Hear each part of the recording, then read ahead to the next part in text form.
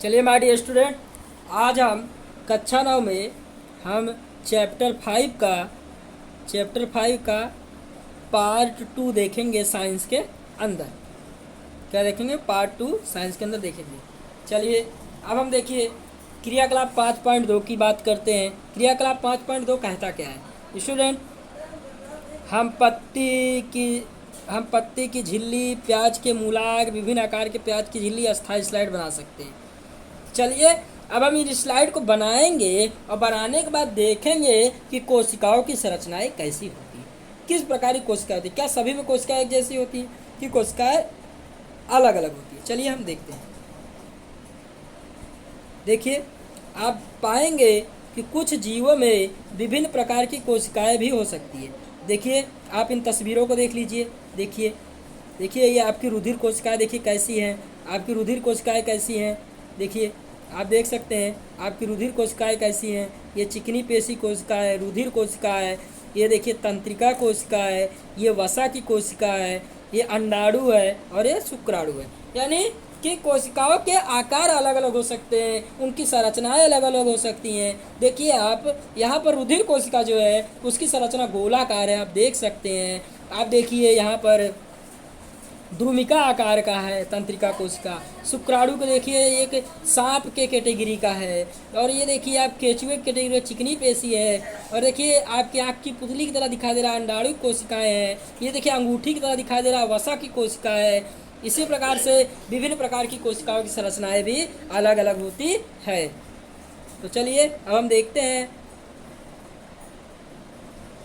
देखिए कह रहा है ये टॉपिक कि कोशिकाओं की आकृति आकार उनके विशिष्ट कार्यों के अनुरूप होते हैं।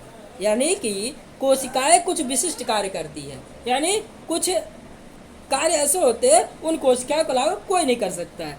कुछ कोशिकाएं अपना आकार बदलती है, जैसे अमीबा है। अमीबा एक कोश की जीव है, लेकिन अमीबा किसी भी ऐसे भी हो सकता है, अमीबा ऐसे भी हो सकता है, अमीबा ऐसे, यानी अमीबा अनियमित आकार का एक जीव है।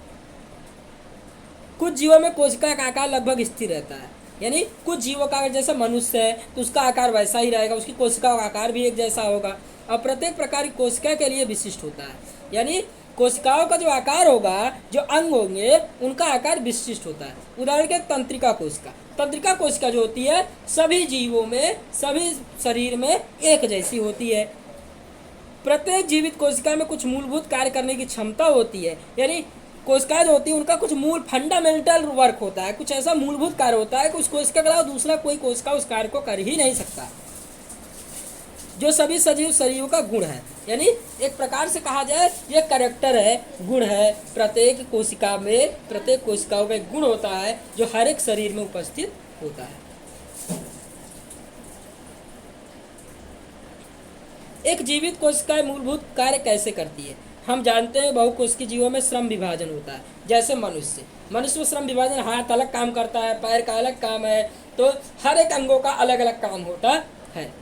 शरीर के विभिन्न अंग विभिन्न कार्य करते हैं। जैसे मनुष्य में हृदय क्या करता है, रुधिर को क्या करता है, पंप करता है, रुधिर को हमारे शरीर के विभिन्न भागों में भेजता है।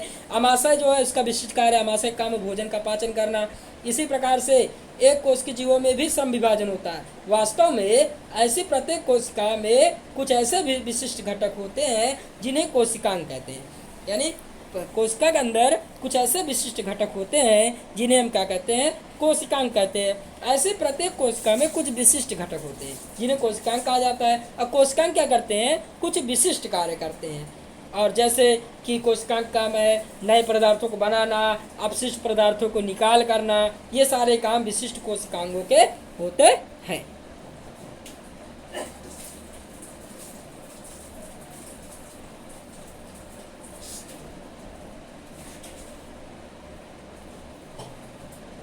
देखिए इन कोशिकांगों के कारण ही एक ही कोशिका जीवित रह सकती है। यानी अगर कोशिकांग ना हो तो कोशिकाएं मृत हो जाएंगी और अपने सभी कार्य करती हैं। ये कोशिकांग मिलकर एक मूलभूत संरचना बना लेते हैं जिसे हम कोशिका कहते हैं। ढेर सारी कोशिकाएं मिलकर क्या बनाते हैं, कोशिका बनाते हैं। यहाँ पर एक जानकारी है, बड़ी रुचिकर जानकारी है कि सभी कोशिकाओं में एक ही प्रकार के कोशिकांग होते हैं। अगर कोई पूछे कि सभी कोशिकाओं में क्या कोशिकांग अलग अलग होते हैं, तो आप जवाब देंगे जी नहीं, सभी कोशिकाओं में कोशिकांग एक ही जैसे होते हैं। इससे कोई फर्क नहीं पड़ता कि उसका काम क्या है, यानी कोशिकांग क्या होंगे, हमेशा एक जैसे ही होंगे। यहाँ पर देखिए एक क्वेश्चन है, आपको पूछा जा रहा है कोशिका किससे बनी होती है, कोशिका का संरचनात्मक संगठन क्या है। तो देखिए हमने देखा कोशिका क्या है कि विशेष घटक होते हैं जिन्हें हम कोशिकांग कहते हैं। कोशिका कैसे संगठित होती है, यदि हम कोशिका का अध्ययन सूक्ष्मदर्शी से करें तो कोशिका के 3 गुण दिखाई देते हैं। एक गुण है प्लाज्मा झिल्ली, दूसरा है केंद्रक और तीसरा है कोशिका द्रव्य। कोशिका के अंदर होने वाले समस्त क्रियाकलाप तथा उसकी बाह्य पारस्परिक क्रियाएं इन्हीं गुणों के कारण संभव है। कोशिका के अंदर जो भी क्रियाएं होती है सब प्लाज्मा झिल्ली के कारण, केंद्रक के कारण और कोशिका द्रव्य के कारण होती है। उम्मीद है इतना आपको समझ में आया होगा। चलिए स्टूडेंट, अब हम आगे देखते हैं। चलिए प्लाज्मा झिल्ली की बात करते हैं, जिसे हम दूसरा नाम है कोशिका झिल्ली। यह कोशिका के सबसे बाहरी परत है। ये क्या करती है, हमारे बाहरी पर्यावरण से कोशिका को अलग करती है। और ठीक है, ये क्या करती है, प्लाज्मा झिल्ली क्या करती है, कुछ पदार्थों को शरीर के अंदर जाने देती है और कुछ पदार्थों को शरीर के बाहर जाने देती है। यानी कुछ ऐसे पदार्थों से शरीर के अंदर आ सकते हैं इसके माध्यम से, और कुछ ऐसे पदार्थों से शरीर के बाहर ऑटोमेटिक जा सकते हैं। यानी कि यह अन्य पदार्थों को भी रोकती है। यह जो अन्य पदार्थ है, जो बेकार पदार्थ है, उनको आने से अंदर रोकती है। इसलिए इसे हम वर्णात्मक पारगम झिल्ली भी कहते हैं। अगर आपसे पूछे कि वर्णात्मक पारगम झिल्ली इसे क्यों कहते हैं, क्योंकि ये कोशिका झिल्ली है वो कुछ पदार्थों को अंदर आने देती है और कुछ पदार्थों को शरीर के बाहर करती है। इसके अलावा जो हानिकारक पदार्थ है उनको शरीर के अंदर आने से रोकती है। इसलिए इसे हम वर्णात्मक पारगम झिल्ली कहते हैं। तो यहाँ पर बात है कि कोशिका पदार्थों की गति कैसे होती है। अभी क्वेश्चन ये है कि पदार्थ जो होते हैं कोशिका के अंदर आते कैसे हैं और कोशिका के अंदर, कोशिका के बाहर जाते कैसे हैं। तो चलिए स्टूडेंट, अब हम आगे देखते हैं। देखिए यहाँ पर कह रहा है कुछ पदार्थ जैसे कार्बन डाइऑक्साइड, ऑक्सीजन कोशिका झिल्ली में विसरण प्रक्रिया द्वारा आ जा सकते हैं। अगर आपसे कोई पूछे कि ऑक्सीजन और कार्बन डाइऑक्साइड कोशिका के अंदर कैसे जाता है, तो विसरण की प्रक्रिया द्वारा जाता है। विसरण की प्रक्रिया द्वारा जो होता है, कार्बन डाइऑक्साइड अंदर जाता है, ऑक्सीजन अंदर जाता है, और ये दोनों विसरण की प्रक्रिया द्वारा ही बाहर जाते हैं। हम पिछले अध्याय में विसरण की प्रक्रिया समझ चुके हैं। तो देखिए चलिए हम एक विसरण का एक छोटा सा नमूना मैं आपको बता देता हूँ। मान लीजिए कि विसरण के द्वारा ऑक्सीजन और कार्बन डाइऑक्साइड कैसे जाता है। पहले हम ऑक्सीजन की बात करते हैं, O2 की। पहले हम O2 की बात करते हैं। तो ऑक्सीजन कैसे विसरण के द्वारा बाहर जाता है और कैसे अंदर आता है। मान लीजिए कि विसरण होता है कि जहाँ सांद्रता ज़्यादा होगी तो विसरण की प्रक्रिया कम सांद्रता वाले की तरफ होगी। यानी कहने का मतलब है कि विसरण अधिक सांद्रता से कम सांद्रता की तरफ होता है। मान लीजिए कि कोशिका के अंदर ऑक्सीजन की कमी हो गई, कोशिका के अंदर ऑक्सीजन की कमी हो गई। किसमें, कोशिका के अंदर। कोशिका के अंदर क्या हो गई, ऑक्सीजन की कमी हो गई। किसके अंदर कमी हो गई, कोशिका के अंदर क्या हो गई, ऑक्सीजन की कमी हो गई। और वायुमंडल में ऑक्सीजन ज़्यादा है तो वायुमंडल में ऑक्सीजन सांद्रता क्या होगी, ज़्यादा होगी, और कोशिका में ऑक्सीजन सांद्रता कम होगी। तो ऑटोमेटिक जहाँ अधिक सांद्रता है तो ऑक्सीजन अधिक सांद्रता की ओर से, यानी कि वायुमंडल से हमारे शरीर के अंदर क्या होगा, प्रवेश करने लगेगा। इसी का जस्ट उल्टा प्रोसेस होगा विसरण में, कि अगर ऑक्सीजन की मात्रा शरीर में ज़्यादा हो गई, शरीर में ऑक्सीजन की मात्रा ज़्यादा हो वायुमंडल की तुलना में, तो ऑटोमेटिक विसरण की क्रिया द्वारा अधिक सांद्रता से कम सांद्रता को ऑक्सीजन का वहन होगा और ऑक्सीजन क्या होगी, बाहर चली जाएगी। चलिए कुछ इसी प्रकार की प्रक्रिया कोशिका में होती है। उदाहरण के लिए जब कुछ पदार्थ जैसे CO2 जो एक अपशिष्ट पदार्थ है जिसका निष्कासन आवश्यक है, यानी जब कोशिका में CO2 इकट्ठा हो जाता है तो इसकी सांद्रता बढ़ जाती है। CO2 की सांद्रता यदि कोशिका में धीरे धीरे बढ़ जाती है और कोशिका बाह्य पर्यावरण में से CO2 की सांद्रता कोशिका सांद्रता की अपेक्षा कम होती है, यानी बाहर की सांद्रता क्या होगी, कम हो जाएगी, और अंदर की सांद्रता ज़्यादा होगी, तो ऑटोमेटिक CO2 की सांद्रता में अंतर हो जाता है और उसी समय सांद्रता निम्न सांद्रता की ओर विसरण होता है और CO2 क्या होती है, बाहर हो जाती है। जैसा कि मैंने आपको समझा दिया इस टॉपिक को। चलिए स्टूडेंट, ये आपको मैंने पूरा समझा दिया। गैसों का आदान प्रदान कैसे होता है ये हो गया। अब बात करते हैं जल। जल भी कैसे निकलता है। जल भी विसरण के नियमों के अनुकूल व्यवहार करता है। जल के अणुओं की गति जब वर्णनात्मक पारगम झिल्ली द्वारा हो तो उसे परासरण कहते हैं। अगर आपसे पूछे परासरण किसे कहते हैं, तो जब जल की गति वर्णनात्मक पारगम झिल्ली के द्वारा हो तो उस प्रक्रिया को हम परासरण कहेंगे। ठीक है, चलिए अब आगे देखते हैं। प्लेज्मा झिल्ली में जल की गति जल में घुले पदार्थों की मात्रा के कारण प्रभावित होती है। इस प्रकार परासरण जल के अणु वर्णात्मक पारगम झिल्ली द्वारा उच्च जल से निम्न जल की ओर जाते हैं, यानी जहाँ ज़्यादा जल होगा वहाँ से पानी क्या होगा, निचले स्तर की तरफ चला जाएगा। यहाँ पर हम 3 घटना के बारे में बात करेंगे। पहली घटना क्या है? पहली घटना है यदि कोशिका तनु विलयन वाले माध्यम में अर्थात जल तथा शक्कर की मात्रा कम हो और जल की मात्रा ज़्यादा हो तो जल परासरण विधि द्वारा कोशिका के अंदर चला जाएगा। यानी कोशिका अगर तनु माध्यम में है तो जल की सांद्रता ज़्यादा है, जल क्या है, अधिक सांद्र है, तो जल क्या आ जाएगा, ऑटोमेटिक परासरण क्रिया द्वारा कोशिका के अंदर चला जाएगा। दूसरा कंडीशन क्या है स्टूडेंट? तो दूसरा कंडीशन मैं आपको बताता हूँ।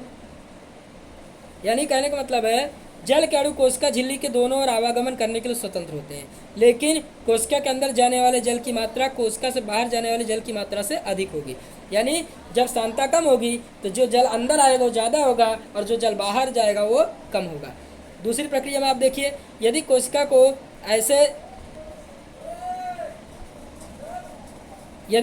को ऐसे माध्यम में विलयन में रखा जाए जिसमें बाहर जल की सांद्रता कोशिका में स्थित जल की सांद्रता के ठीक बराबर हो तो कोई भी गति नहीं होगी, तो इसे हम कहेंगे समपरासरी। यानी जब दोनों तरफ सांद्रता बराबर हो, कोशिका के बाहर भी जल की सांद्रता बराबर हो, कोशिका के अंदर भी जल की सांद्रता बराबर हो, तो जल की कोई गति नहीं होगी। इसी को हम क्या कहेंगे, समपरासरणी विलयन कहेंगे। देखिए